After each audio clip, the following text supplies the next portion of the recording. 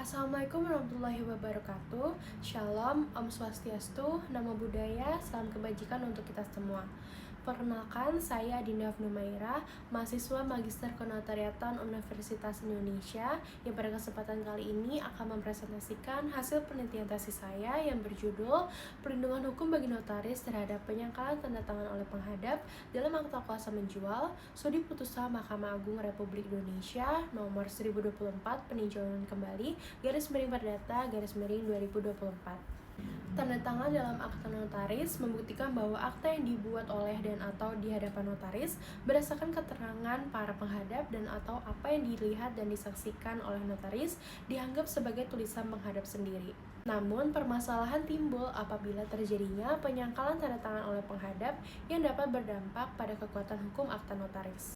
Seperti yang terjadi dalam putusan tersebut, bahwa adanya penghadap yang menyangkal tanda tangannya dalam akta kuasa menjual yang didukung dengan hasil tanda tangan tidak identik yang dimuat dalam surat pemberitahuan perkembangan hasil penyidikan atau SP2HP.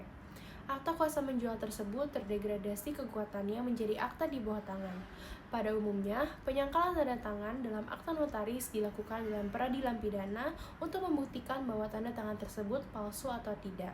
Namun, dalam objek penelitian saya, penyangkalan tanda tangan dilakukan dalam peradilan perdata, yang mana hal ini menjadi novelty dalam penelitian saya.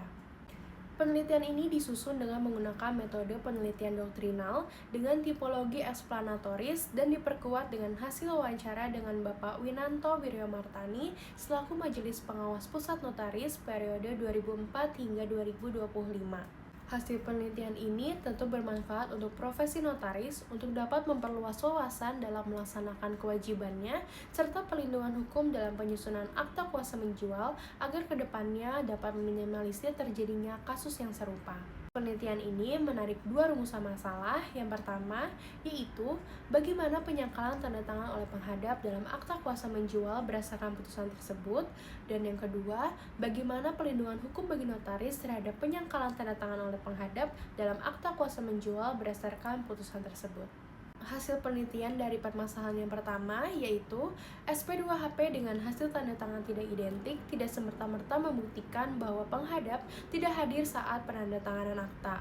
Hal ini dikarenakan berdasarkan pendapat dari ahli Pusat Laboratorium Forensik dan Teori Variasi Natural dari Hilton, penghadap sebagai pembuat tanda tangannya sendiri pun dapat membuat tanda tangan yang tidak identik bergantung pada kondisi fisik, psikologis, alat tulis yang digunakan, ruang tanda tangan, hingga posisi tanda tangan yang dilakukan pada saat menandatangani akta kuasa menjual. Yang kedua, SP2HP hanya sebagai praduga keabsahan tanda tangan penghadap sehingga masih harus melalui proses peradilan pidana hingga adanya putusan yang telah berkekuatan hukum tetap untuk tanda tangan tersebut dapat dinyatakan tanda tangan palsu.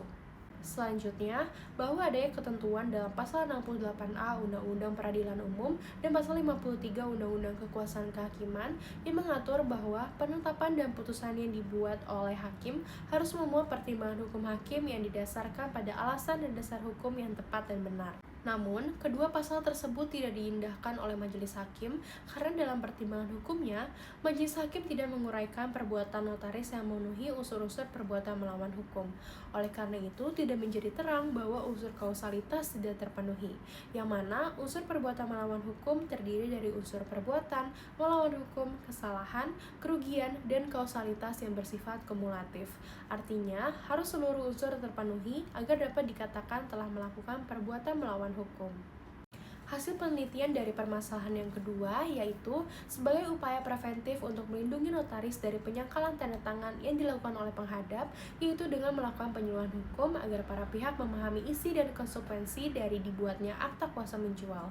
Selain itu, notaris harus memastikan terpenuhinya syarat validen, yaitu akta harus disusun, dibacakan, dan ditandatangani. Selanjutnya, sebagai upaya represif, notaris dapat didampingi oleh Majelis Kehormatan Notaris pada saat pemeriksaan di hadapan aparat penegak hukum. Selain itu, notaris dapat menghadirkan saksi akta dalam persidangan untuk memberikan keterangan bahwa penghadap benar-benar hadir pada saat pembacaan dan penandatanganan akta. Dari kedua permasalahan tersebut, dapat disimpulkan bahwa penyangkalan tanda tangan oleh penghadap pada akta kuasa menjual berdasarkan SP2HP dengan hasil tanda tangan non-identik tidak semerta-merta membuktikan bahwa penghadap tidak hadir pada saat penandatanganan akta. Selain itu, notaris yang bersangkutan tidak dapat dinyatakan melakukan perbuatan melawan hukum karena unsur kausalitas tidak terpenuhi. Selain itu, perlindungan hukum bagi notaris dapat dilakukan dengan menerapkan prinsip kehati-hatian untuk selalu bertindak berdasarkan Undang-Undang Jabatan Notaris.